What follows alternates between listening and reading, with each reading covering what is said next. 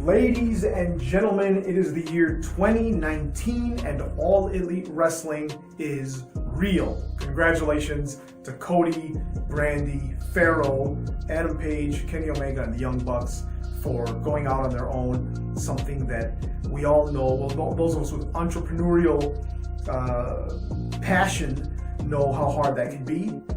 To literally drop all the other opportunities, and some may even say burn some bridges to go out on your own and try to make it big without the help of anyone else. And I think they're going to do great. Good luck to the guys. So what are we going to expect from All Elite Wrestling? So I'm going to tell you my list, my uncut, unedited list of 5 things that you, me, the pro wrestling community, and the Schedule for One Fall community should expect from All Elite Wrestling in their debut year. Number 5, what championships are they going to have? What titles are they going to have? What are they going to focus on? To me, I think that the flagship division of the Elite, of Bullet Club in its heyday, is the tag team division. I think the work, the technical, the technical work that the Young Bucks had in their tag team work, the chemistry, right? How they work together, how they play off one another, the yin to one's yang, so to speak, is what is going to put the tag team industry, not the division, industry worldwide back on the map. And I think All Elite Wrestling is going to really hold that to a higher standard. So I think that All Elite Wrestling, I'm expecting at least a 10-man tag championship, because we know that WWE during Survivor Series will have big 5-on-5 matches, but a 5-on-5 match in WWE is way different than a 5-on-5 match that the Elite or that Bullet Club is involved in. So I'm going to expect a 10-man tag championship division, along with all your other heavyweight, and intercontinental equivalent titles. Number 4, are they going to have a TV deal, or are they going to focus solely on streaming? Nowadays, you can have a very lucrative company through Powerbomb TV, through a Fight network, right? Through Access TV. It doesn't have to be on a cable channel. It doesn't have to be on a TV, on a network channel. Yes, WWE getting $1 billion deal with Fox is huge, but can All Elite Wrestling survive purely on? Can they survive purely on YouTube? Maybe. Right? Can they survive purely on a Roku app that you have to subscribe to? Possibly, but everyone's going the way of the networks now. Impact, New Japan, everyone's got their own network nowadays, and it's the easiest way to cut out any middleman and maximize how much money that the talent is getting. So I think I'm expecting them to forego a TV deal their first year and go straight to streaming service. Number 3, what partnerships are they going to have? Now, up until December 31st, 2018, the Young Bucks, the Elite, can do whatever they want within New Japan, Ring of Honor, within the indie circuit, right? They had that type of flexibility. Well, now they've got their own business. Now it's the competition to Ring of Honor, to New Japan, right? I expect they're still going to be able to play nice with these companies. I expect they'll still be able to make the odd appearance here and there, not too unlike Chris Jericho. However, they might have to forge new partnerships with maybe smaller companies, right?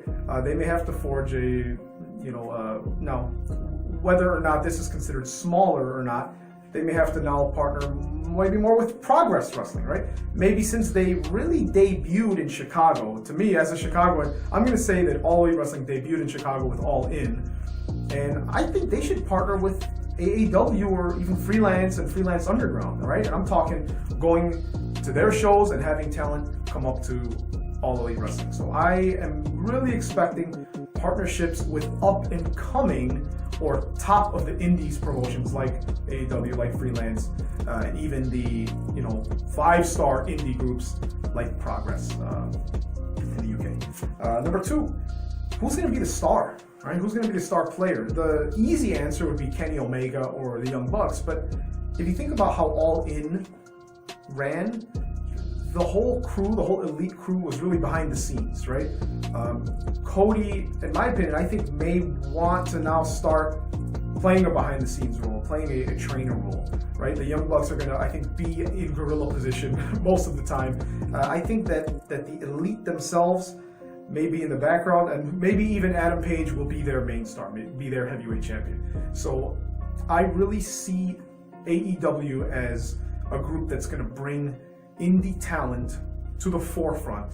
So I wouldn't be surprised if they took an unknown and put them as their main star against a veteran to further propel that indie star.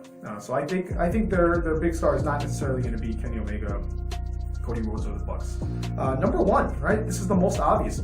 And with number one, I'm going to close the book. I'm going to toss the book down. Number one, what WWE talent do we expect to come over?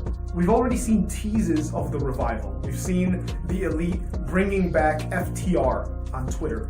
But do we really expect any WWE talent to come over to AEW? I think so. I think the Revival is at the top of my list. They cannot possibly be satisfied with their role. And I'm not talking about from a booking angle. I'm not talking about the storyline they're in or their wins or losses. I'm talking about the fact that they're not being used, right? They're not being used to the best of their ability. So I'm going to expect the Revival to be in AEW by the end of the year. I'm going to expect at least half of 205 Live talent to come over. And even though this is not WWE, I'm going to expect Adrian Neville, aka Pac, to once his deal is done, I think come over to All Elite Wrestling. I really think so.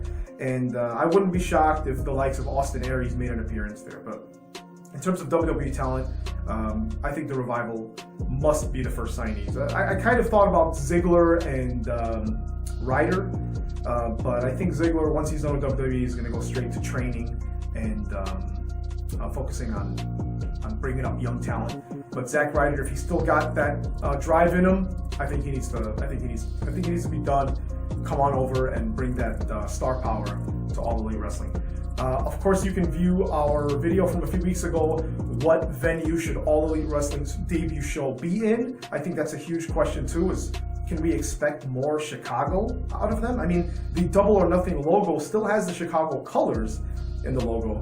So I think that if Double or Nothing doesn't take place in the Sears Center, then at least one of their shows will this year. So I'm excited. Everything I'm saying is simply rumor, simply assumptions.